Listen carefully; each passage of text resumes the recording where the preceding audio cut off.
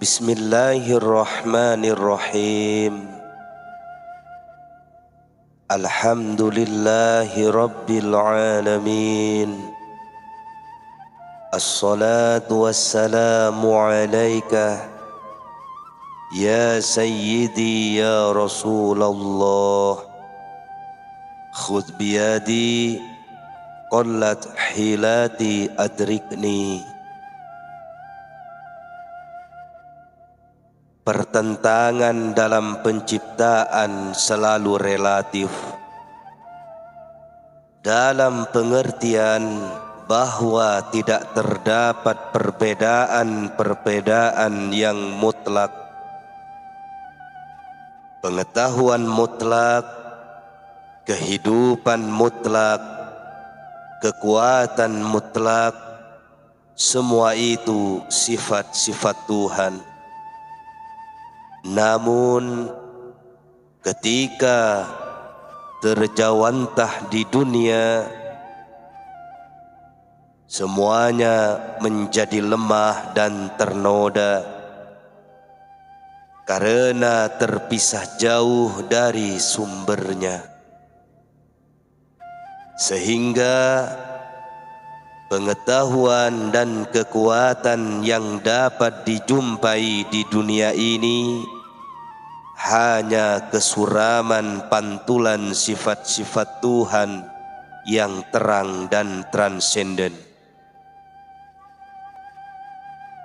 Bagi sebagian besar orang, pertentangan yang paling sulit dipahami yang dapat dijumpai di dunia ini adalah pertentangan antara kebaikan dan kejahatan. Jelas bahwa sebagaimana telah disebutkan di atas, kebaikan mutlak hanya dapat ditemukan di dalam Tuhan. Segala bentuk kejahatan berasal dari kesuraman kebaikan karena jauh dari sumbernya. Segala kebaikan dan kejahatan di dunia ini bersifat relatif, tidak mutlak. Sebab tidak ada yang mutlak dalam segala ciptaan.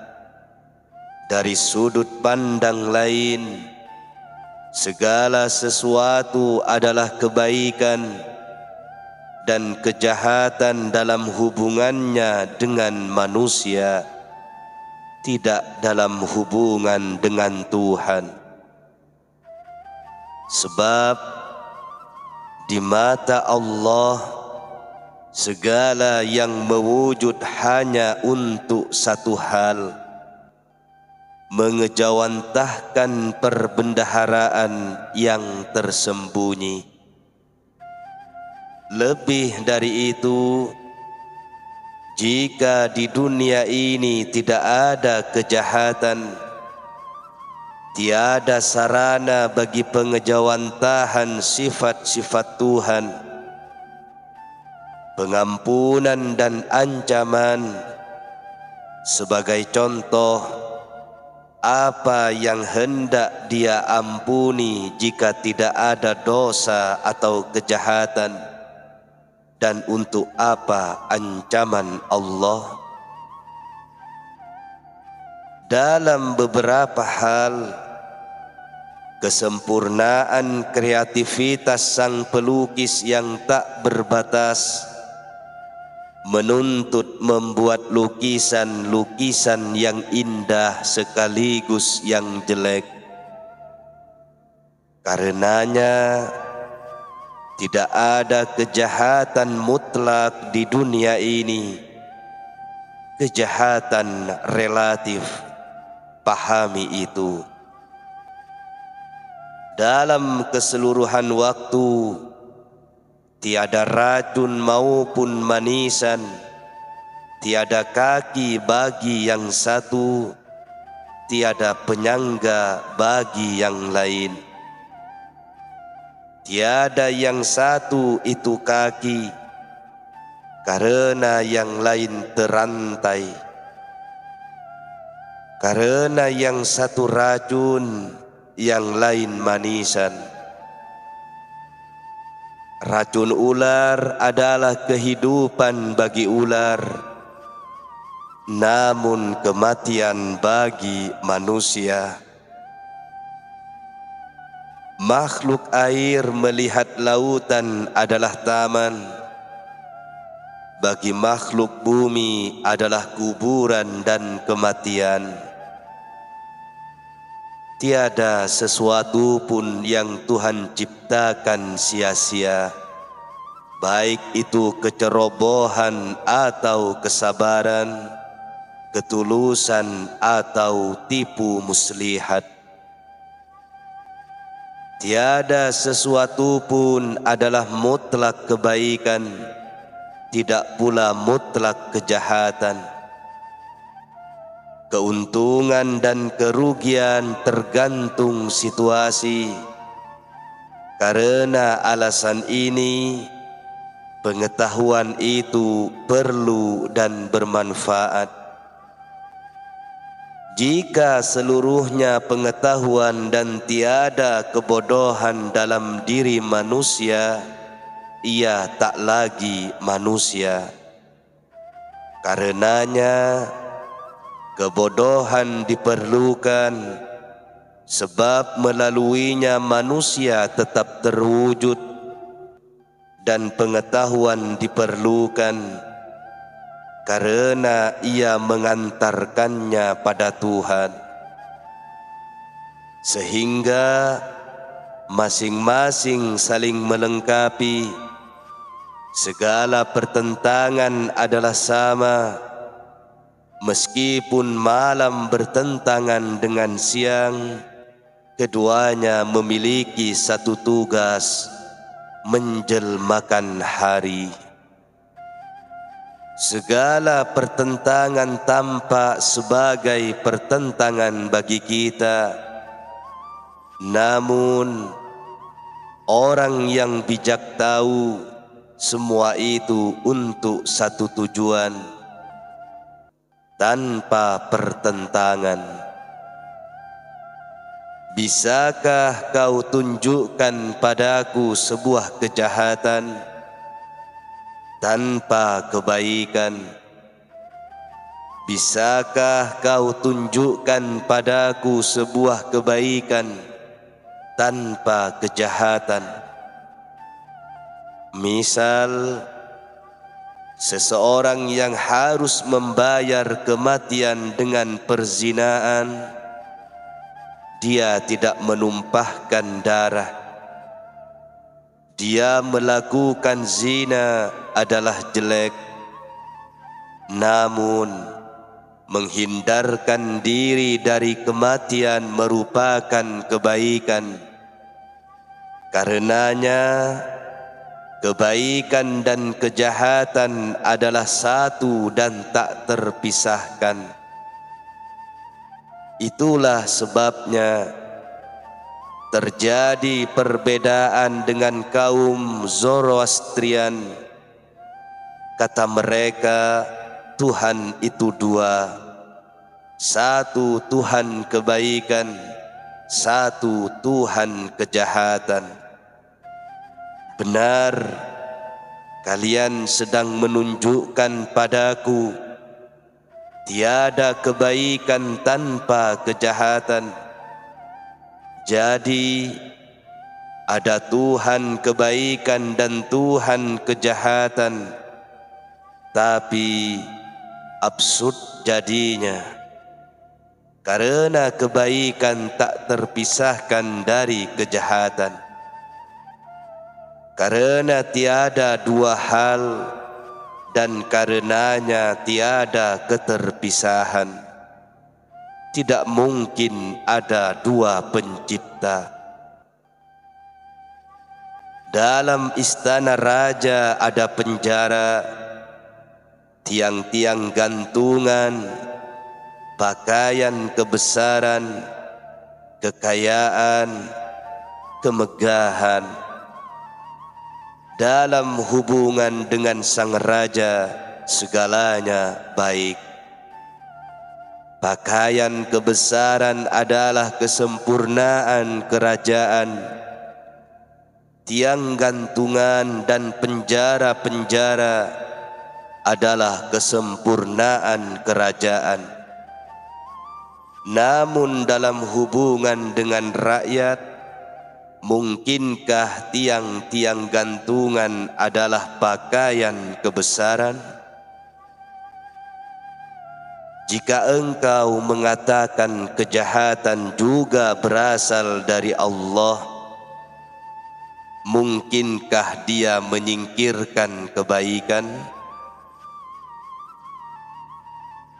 Kejahatan adalah pengejawantahan kesempurnaannya. Akan kutunjukkan pada kalian, wahai manusia yang terhormat. Seorang pelukis membuat dua lukisan, satunya indah, yang lain tidak. Ia melukis Yusuf dan pemandangan alam yang menawan. Namun ia juga melukis iblis dan syaitan. Kedua lukisan menyiratkan misteri yang tersembunyi di balik sang pelukis. Tidak merepresentasikan keburukan sang pelukis, tapi kebaikan hati. Dia menjadikan yang buruk tak terkira buruknya. Segala yang buruk adalah kawan, sehingga kesempurnaan ilmunya menjadi nyata dan keajaibannya menampak tak terelakkan. Jika Dia tak mampu menciptakan lukisan yang buruk, itu tanda ketidaksempurnaannya. Itulah sebabnya Tuhan menciptakan kaum pengingkar dan hamba-hamba beriman. Dalam hal ini, mereka baginya adalah saksi, tunduk di hadapan Sang Tuhan. Namun hamba-hamba beriman menjalani ketundukan dengan penuh kerelaan, mendamba ridhonya. Sedang kaum pengingkar juga memuja Tuhan, tapi lain tujuan. Seorang sufi berkata kepada hakim, dia yang mencari dengan kesungguhan tak akan kehilangan jalan. Dia yang masuk ke dalam api tumbuh-tumbuhan dan bunga di taman tak akan merugi menapaki hidup di muka bumi. Dia yang menghasilkan bunga di tengah-tengah duri mampu menjelmakan musim gugur di bulan Desember. Dia yang berasal dari setiap pohonan yang tumbuh dengan kebebasan mampu menjadikan kepedihan menjelma keriangan. Dia yang berasal dari segala yang tak berwujud mampu menjelma ke dalam wujud.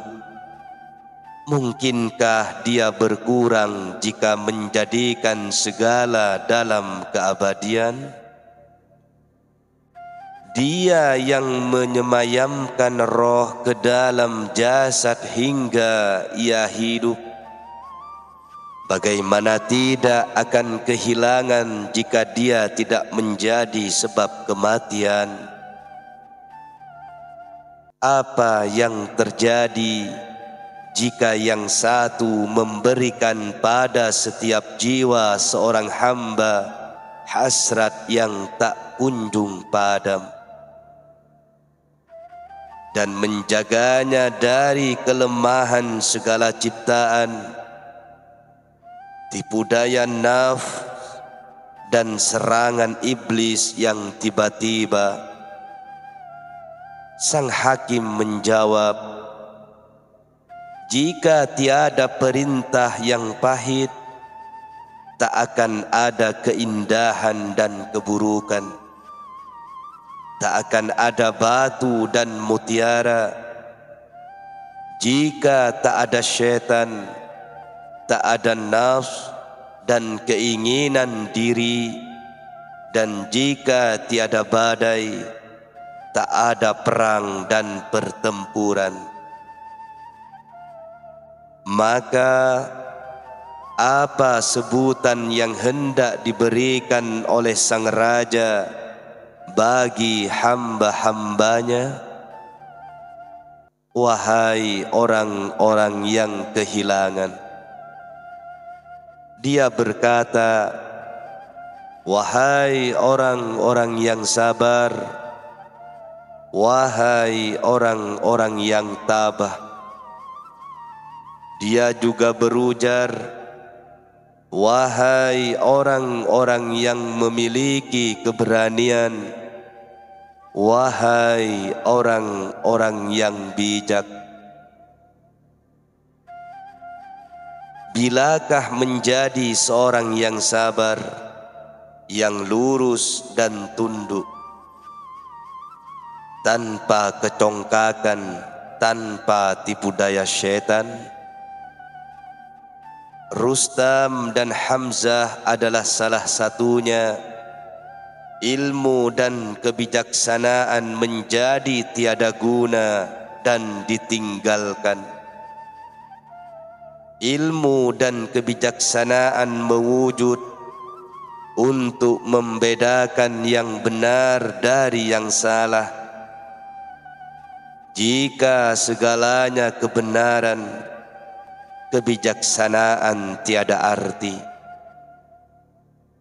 Apakah kalian menganggap bahwa menghancurkan dunia demi kepentingan keuntungan pribadi layak dilakukan? Aku tentu tahu bahwa kalian murni, bukan tidak matang, dan persoalan kalian karena menginginkan sesuatu yang tak layak. Tuhan menghendaki kebaikan dan kejahatan, namun Dia hanya menunjukkan kebaikan. Tuhan berfirman, Aku adalah perbendaharaan yang tersembunyi. Aku ingin dikenal. Tanpa syak, Tuhan menghendaki keduanya, perintah dan larangan. Perintah hanya layak jika perbuatan yang diperintahkan tidak sepadan dengan yang memberi perintah.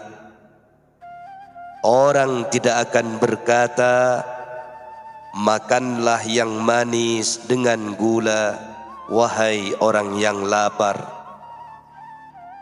Dan jika orang mengatakannya, ia bukanlah sebuah perintah, tapi basa-basi. Sama halnya, tidak ada tempatnya melarang sesuatu yang tidak disukai orang.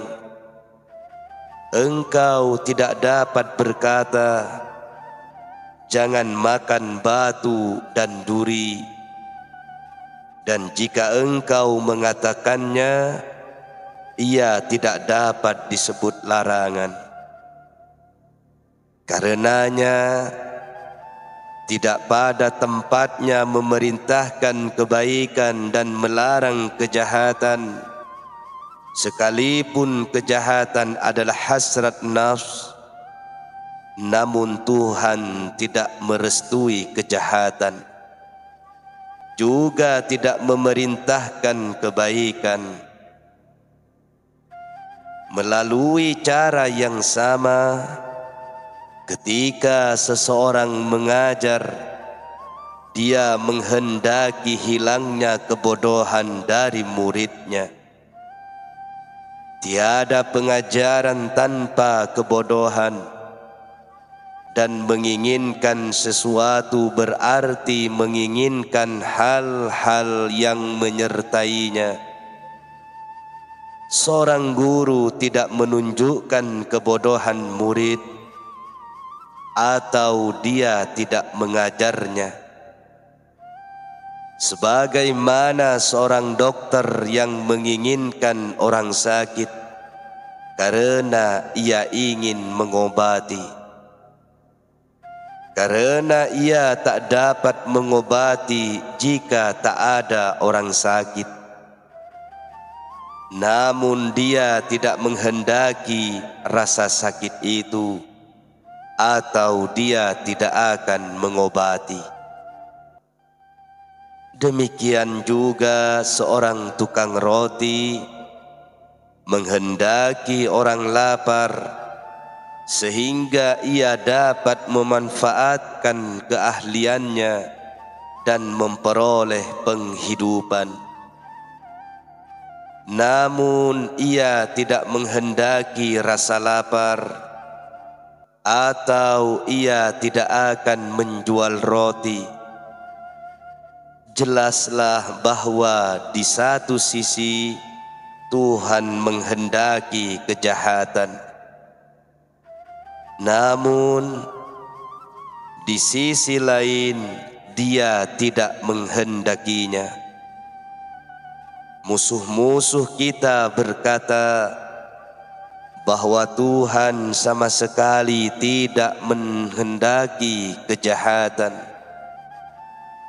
Tapi absurd jika Dia menghendaki sesuatu dan tidak menginginkan sesuatu yang menyertainya.